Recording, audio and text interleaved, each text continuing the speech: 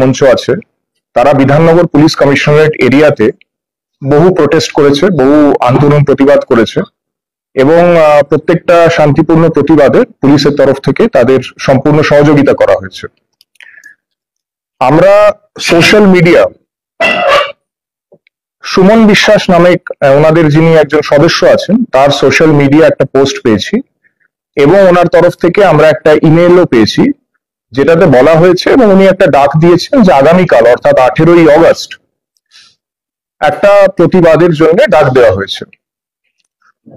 এই পরিপ্রেক্ষিতে এটা বলে দেওয়া দরকার, আর আপনারা এটা জানেনও, যে মাননীয় কলকাতা হাইকোর্টের তরফ থেকে একটা অর্ডার পাস করা হয়েছিল যেখানে বলা হয়েছিল যে যোগ্য শিক্ষক এবং শিক্ষিকা অধিকার মঞ্চের তরফ থেকে যদি কোনো প্রতিবাদ করা হয় সেটা একটা নির্দিষ্ট স্থানে হবে এবং সেই নির্দিষ্ট স্থানটা বলে দেওয়া হয়েছিল হাইকোর্টের তরফ থেকে।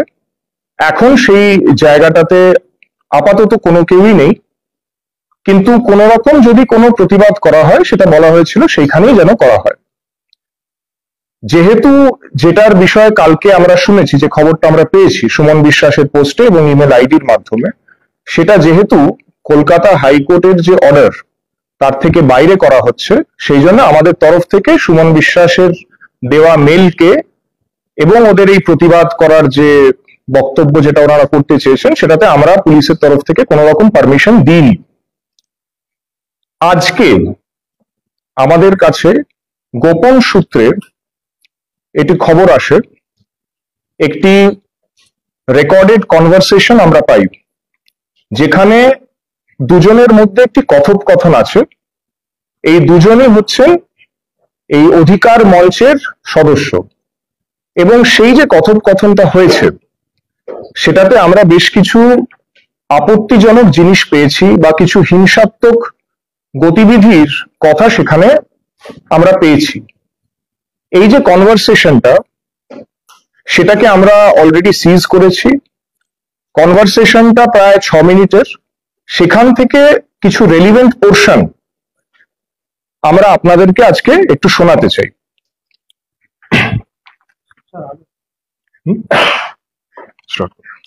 আমরা ক্লিপ কোন যাচ্ছে ওটাকে প্লে করছি। দেখো জামাটা আমি সত্য বলছি, আমার যেটা করবা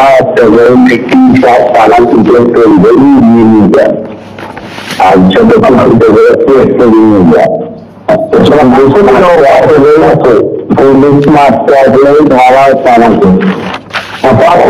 বড় বড় সব পুলিশ মারতে আসলে ওর মাথায় একটা গ্যাপ করে দিব, ওখানে দেবো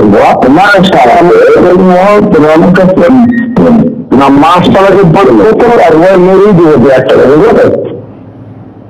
মাছ তালাকে মারলে গোটা কলকাতা চলবে, বুঝলো তো? যেরকম পুলিশ করবে গোটা কলকাতা চলবে, হ্যাঁ চলবে না? সবাই মারতে পারবে, সবাই মারতে পারবে, সবাই যাবো আর সবাই কঠিন মার দেবো, কোনো সুবিধা হয় কঠিন মারবো। আমি তো সবাই রাগ দেওয়ার পরে রক্ত তুলেছে আমার, এখনই যাবো তাই মনে হচ্ছে। সামনে আসে তো সারাকে করে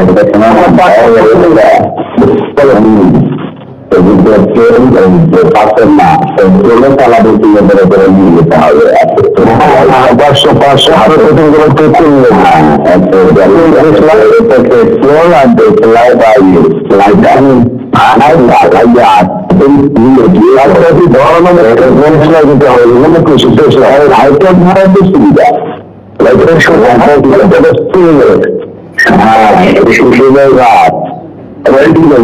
চলো ভাই।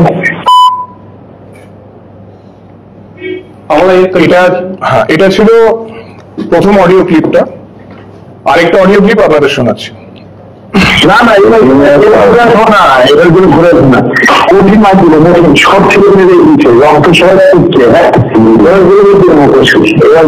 মাঠে খেলবে না কঠিন ভাবে মারতে লাগবে কলকাতায়, হ্যাঁ যত পুলিশ প্রোটেকশন হোক আর যাই থাকুক কঠিন ভাবে লাগে না না করবো ওই ঠিক করেছে তুই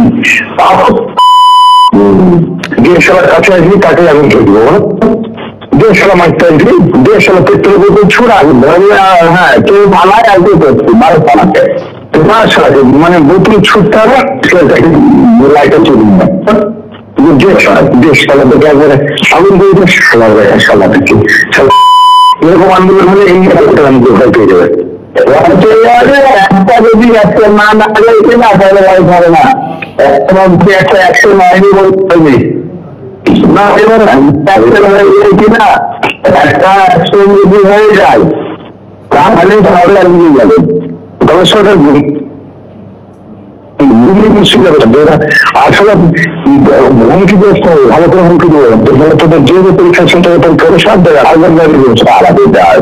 সব দেয় আগুন ধরবে কোন সেন্টারে পরীক্ষা নিতে দেবে সব আগুন হয়ে যাবে সত্যি সত্যি আগুন ধরে দেবে না তারপর আগুন ধরাতে হবে আমরা যাচ্ছি তো আগুন যাই নাকি আমরা চুয়াত্তর বেশি লাগাবেন নাকি সবাই সবাই যারা এইসব শখের মন কেমন নিতে হবে পরীক্ষা সেন্টার দিয়ে একটা দু একটা শখের মন মর হয় অফিসের স্কুলের মধ্যে নাকি একটা শখের মন মশলা দুর্নাম করে দেবে খাবার দিলে দেবে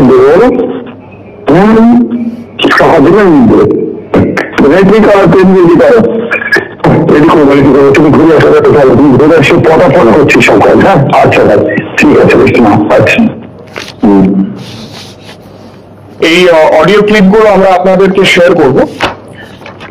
বলার এটা আছে যে আপনারা নিজেরাই শুনলেন যে এখানে একটা হিংসাত্মক কিছু করার কথা বলা হচ্ছে এবং সেটা কালকের যে তথাকথিত আন্দোলনের কথা ওরা বলেছে সেটার মধ্যেই করার কথা বলা হচ্ছে। এখানে আপনারা শুনে থাকবেন যে বলা হয়েছে যে আমরা পাথর নিয়ে যাব, শুধু পাথর নয় পেট্রোল নিয়ে যাব, পুলিশকে বোম মারবো, শুধু পুলিশ নয় আরো সরকারি কর্মচারী তাদেরকে আমরা মারবো, শুধু সেটাই নয় গায়ে আগুন লাগিয়ে দেবো বা জ্বালিয়ে দেবো এইসব কথা বলা হয়েছে। আপনারা জানেন যে একটা পরীক্ষা হতে চলেছে, সেই আসন্ন কেন্দ্রগুলোতে সকেট বম মারার কথা কিন্তু এই কথোপকথনে উল্লেখ আছে। যেহেতু এরকম একটা ইনফরমেশন আমরা পেয়েছি তার ভিত্তিতে আমরা একটা কেস রুজু করেছি এবং কেসের তদন্ত শুরু হয়েছে। যে দুজন এই কথোপকথন বলছে তাদেরকে প্রাথমিকভাবে আমরা চিহ্নিত করতে পেরেছি এবং তাদের বিরুদ্ধে যা আইন অনুসার ব্যবস্থা সেটা নেওয়ার প্রক্রিয়া আমরা শুরু করে দিয়েছি। আমি আবার বলে রাখছি, মাননীয় কলকাতা হাইকোর্ট যে অর্ডার দিয়েছে আন্দোলন সংক্রান্ত, সেই নিয়ম মেনে সেই গাইডলাইন্স গুলো মেনে যদি আন্দোলন করা হয় তাতে অবশ্যই কোনো আপত্তি নেই, সেটা কলকাতা হাইকোর্টের তাতে অনুমোদন আছে। কিন্তু তার বাইরে গিয়ে যদি কোনো রকম আন্দোলনের প্রচেষ্টা হয় সেটা কিন্তু হাইকোর্টের যে অর্ডার সেটা অবমাননা হবে এবং আইন শৃঙ্খলা যাতে আমরা সবসময় সুরক্ষিত রাখি সেটার ব্যাপারেও মাননীয় হাইকোর্ট বলেছিলেন যে বিধাননগর হাইকোর্টের অর্ডারটা আমাদের কাছে আছে, আমরা আপনাদের সাথে শেয়ার করব। সেখানে অনারেবল হাইকোর্ট একটা জায়গায় খুব স্পষ্টভাবে একটা বলে রেখেছেন, I direct that there should not be any violation of the law and order within the jurisdiction of Bidhannagar Police Commissionerate.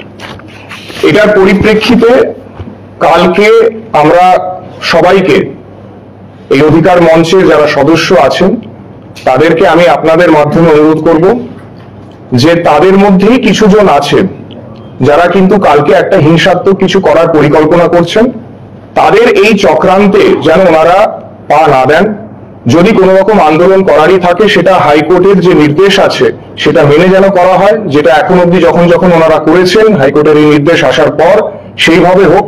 কিন্তু এই ছাড়া কোনো রকম যদি প্রতিবাদের প্রচেষ্টা হয় সেটা কিন্তু আইন অনুসারে হবে না এবং সেটার ক্ষেত্রে আমরা যা যা পুলিশের তরফ থেকে করণীয় আইন শৃঙ্খলা রক্ষা করার জন্য আমরা সেটা করব। এটার জন্যই আপনাদেরকে আজকে এখানে আমরা ডেকেছি। ধন্যবাদ। সেই দুজনের বিরুদ্ধে আপনারা তদন্ত করছেন বললেন, কেস রুজু করেছেন, তো সেই দুজনকে কি আপনারা অ্যারেস্ট করছেন না তাদেরকে কি? দেখুন, আমরা তাদেরকে প্রাথমিকভাবে চিহ্নিত করেছি, বাকি যা আছে সেটা তদন্তে যেরম হবে আমরা আপনাদের অবশ্যই জানিয়ে দেবো। হ্যাঁ, শুভম বিশ্বাস কোথা থেকে কোথায় প্রোগ্রামটা করতে চেয়েছিলেন আন্দোলন?